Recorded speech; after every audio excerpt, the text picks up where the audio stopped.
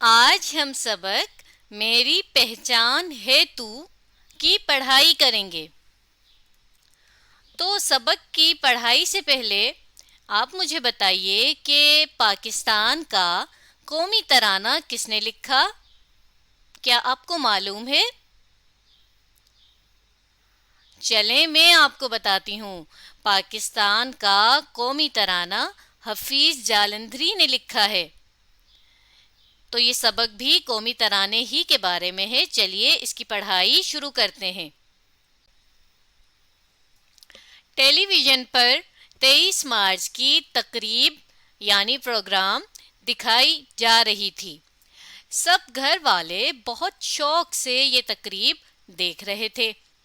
जैसे ही कौमी तराना शुरू हुआ, कौमी तराना, पहले तो आप इसे समझ लीजिए कि ये क्या होता है। देखिए, कौमी का लफ्ज़ है कौम से, और तराना कहते हैं, यूँ समझ लीजिए कि किसी भी नज़्म को जिसे हम गा भी सकें, यानी ऐसी शायरी हो जिसे हम जो है वो गा भी सकें गाने की तरह। और कौमी तराना हम कहते हैं किसी भी मुल्क के लिए कि ऐसी नज़्म को, ऐसी शायरी को कि जिससे उस मुल्क की और उस मुल्क के रहने वालों के बारे में पता चलता है, तो उसे हम कौमी तराना कहते हैं।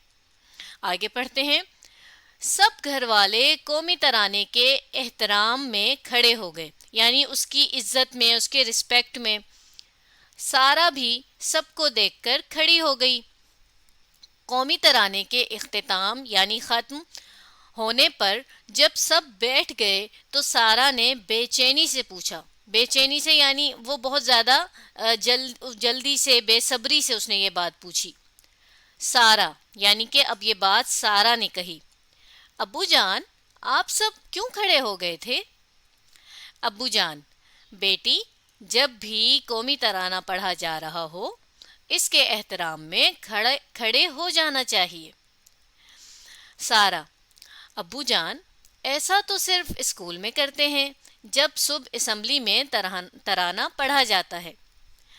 अब्बू जान, प्यारी बेटी, फिर तो आपने तराने का असल मकसद यानी इस तराने की असल वजह क्या है ही नहीं समझा। आज मैं आपको कौमी तराने के बारे में अहम यानी बहुत ज़रूरी और दिलचस्प यानी ऐसी बातें कि जो दिल को अच्छी लगें बातें बताऊंगा।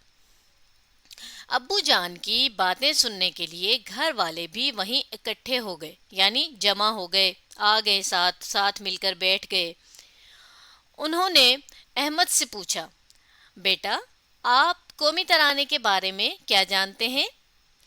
अहमद, अब्बू जान, दुनिया की हर कौम का कोई ना कोई तराना होता है जिसे कौमी तराना कहते हैं। आगे पढ़ते हैं। जो कौम को बेदार करता है यानी जगाता है। अब जगाने से मतलब ये नहीं कि कोई सोया हुआ है तो उसे जगाया जाए, बल्कि इसका ये मतलब है कि वो उनके दिल में जोश पैदा करता है, अपने वतन से मोहब्बत और अपने वतन से काम करने की फीलिंग या एहसास पैदा करता है। इसके अफराद, अफराद फ़र्द की जमा है, और फ़र्द कहते हैं किसी भी शख्स, इंसान को। फ़ख्र, अकीदत और वतन से मोहब्बत के जज्बे को उभारता है। फ़ख्र कहते हैं यानी जब हमें अपनी किसी चीज़ के होने पर अच्छा महसूस होता है और हम उस चीज़ पर खुश होते हैं कि ये चीज़ हमारे पास है, तो उसे हम कहते हैं फ़ख्र करना, यूँ समझ लीजिए। और अकीदत भी यूँ समझिए कि मोहब्बत ही को कहा जाता है। और वतन से मोहब्बत के जज्बे को उभारना यानी इस एहसास को और बढ़ाता है। उन्हें शानदार मुस्तकबिल, शानदार यानी बहुत ही अच्छा, बड़ा, इज्जत वाला, और मुस्तकबिल यानी आने वाला वक्त की नवीद सुनाता है। नवीद कहते हैं खुशखबरी को, और नवीद सुनाना यानी खुशखबरी यानी अच्छी बात सुनाना। अब्बू जान, शाबाश। शाजिया, बेटी, क्या आप कौमी तराने के बारे में कुछ जानती हैं? शाजिया, अब्बू जान, हमारा कौमी तराना मशहूर शायर हफीज जालंधरी ने तख्लीक किया था यानी लिखा था। इसकी धुन एक मशहूर मौसीकार دھن یعنی کسی بھی گانے کا جو ایک خاص طریقہ ہوتا ہے، ایک خاص آواز ہوتی ہے، اس کو ہم کہتے ہیں اس گانے کی دھن۔ ایک مشہور موسیقار کہتے ہیں اس انسان کو، اس شخص کو کہ جس کو گانا بجانے کا کام بہت اچھی طرح سے آتا ہو، یعنی جس کا کام ہو گانا بنانا، گانا بجانا وغیرہ، تو اسے ہم موسیقار کہتے ہیں۔ احمد غلام علی چھاگلا نے بنائی تھی۔ ابو جان: بہت خوب، یعنی بہت اچھا۔ اور مزے کی بات تو یہ تھی کہ دھن پہلے بنائی گئی اور ترانے کے بول بعد میں لکھے گئے تھے۔ ترانے کے بول یعنی جو بھی الفاظ ہیں ترانے کے، یا جو بھی یوں سمجھ لیجیے شاعری ہے، وہ بعد میں لکھی گئی۔ اس سے پہلے اس کو کس طرح سے گایا جائے گا، وہ دھن اس کی پہلے بنائی گئی۔ ہمارا قومی ترانہ پہلی بار 13 اگست 1954 کو ریڈیو پاکستان سے نشر ہوا یعنی ریڈیو پاکستان سے سنایا گیا۔ پورا قومی ترانہ بجنے میں تقریباً 1 منٹ اور 20 سیکنڈ لگتے ہیں۔ اب یہاں وقت بھی ہمیں پتہ چل گیا کہ کتنا وقت لگتا ہے ہمارے قومی ترانے کو جو ہے ایک بار سننے یا بجنے میں، اور اسے کس نے لکھا، اس کی دھن کس نے بنائی، ہمیں یہ بھی پتہ چلا ہے یہاں پر اس پورے پیراگراف میں۔ آگے پڑھتے ہیں۔ ابو جان: سارا: ابو جان، کیا ہی اچھا ہو اگر آپ ہمیں قومی ترانے کے اشعار کا مطلب بھی بتا دیں، یعنی اس قومی ترانے میں جتنے بھی شعر ہیں ان کے کیا کیا مطلب ہیں، اگر آپ ہمیں بتا دیں۔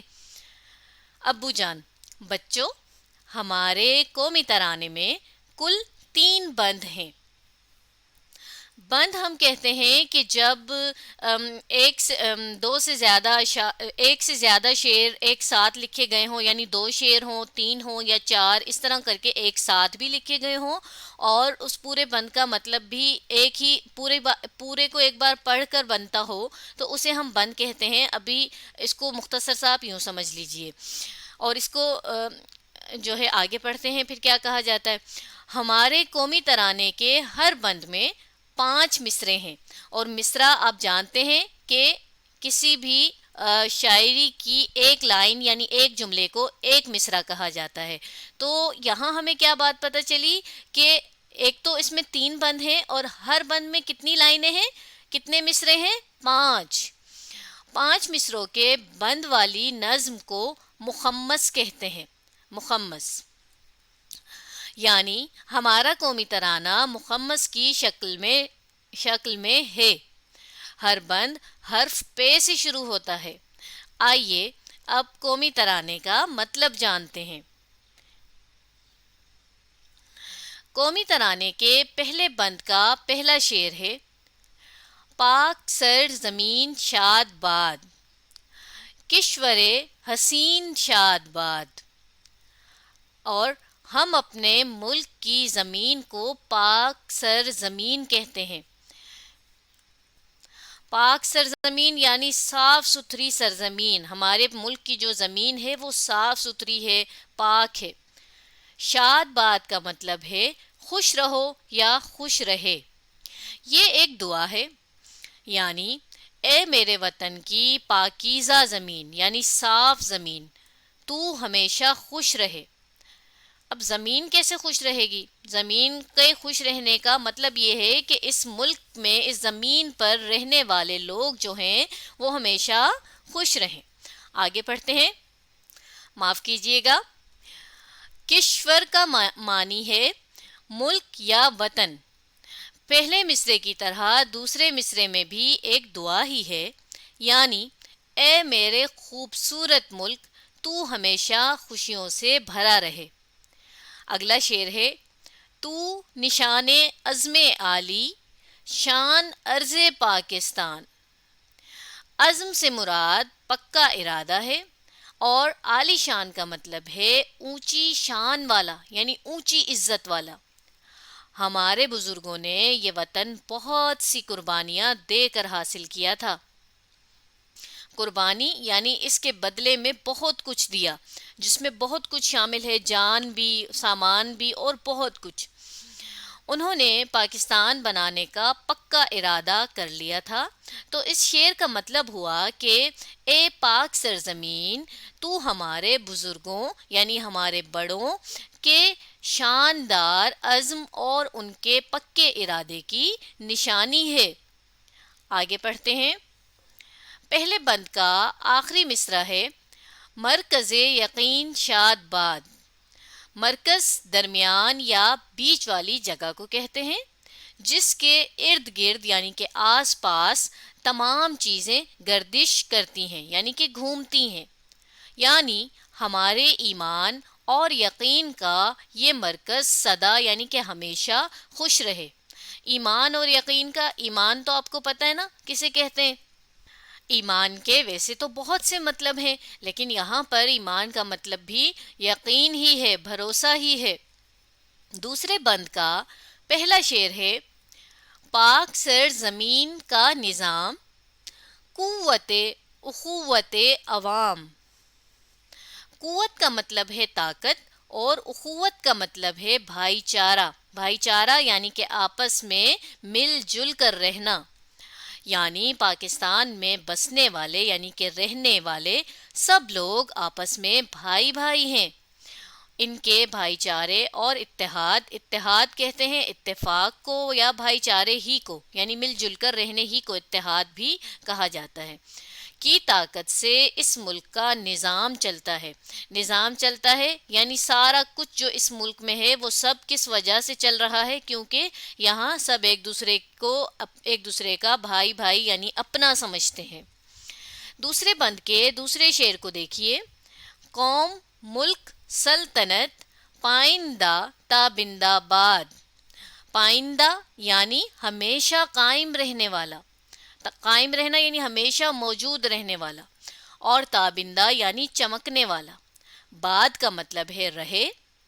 اس شعر کا مطلب ہے کہ ہماری قوم، ہمارا ملک، ہماری یہ سلطنت ہمیشہ قائم رہے اور چمکتی دمکتی رہے۔ سلطنت یوں سمجھ لیجئے، یہاں پر سلطنت سے مراد ملک ہی ہے۔ آگے پڑھتے ہیں۔ دوسرے بند کا پانچواں مصرع ہے، شاد باد منزل مراد۔ بر صغیر، بر صغیر ہم جانتے ہیں اس جگہ کو کہتے ہیں کہ جہاں پر مسلمان اور ہندو مل کر رہتے تھے، اور جب جو ہے پاکستان بنا اور ہندوستان بنا تو پھر وہ الگ الگ ہو گئے، تو اس جگہ کو بر صغیر کہتے ہیں ہم۔ لیکن اصل میں اگر ہم اس لفظ کے لفظی مطلب دیکھتے ہیں تو بر یعنی زمین اور صغیر یعنی کہ زمین کا چھوٹا سا ٹکڑا۔ خواہش تھی کہ ایک الگ اسلامی مملکت قائم ہو، مملکت یعنی اسلامی ملک۔ اب اسلامی مملکت یا اسلامی ملک کا مطلب یہ ہے کہ جہاں پر ہم اپنے مذہب یعنی کہ اسلام کو آزادی کے ساتھ یعنی بنا کسی رکاوٹ کے جو ہے وہ اس کی پابندی کر سکیں، اسے اپنا سکیں، کوئی ہمیں روکنے والا نہ ہو۔ ان کی خواہش پوری ہوئی۔ اس مصرعے میں دعا دی گئی ہے کہ ہماری امیدوں اور مرادوں کی یہ منزل ہمیشہ خوشیوں سے بھری رہے۔ منزل کہتے ہیں جب ہم کسی جگہ پر پہنچ جائیں اور وہ ہمارا مقصد بھی ہو اس جگہ پر پہنچنا، تو اسے ہم منزل کہتے ہیں۔ تو ہماری منزل کیا تھی؟ ایک الگ اسلامی ملک بنانا۔ تو ہماری منزل ہو گیا ہمارا یہ ملک۔ ابو جان، اب تیسرے اور آخری بند کی باری ہے۔ تو آج ہم نے سبق میری پہچان ہے تو کی پڑھائی کی۔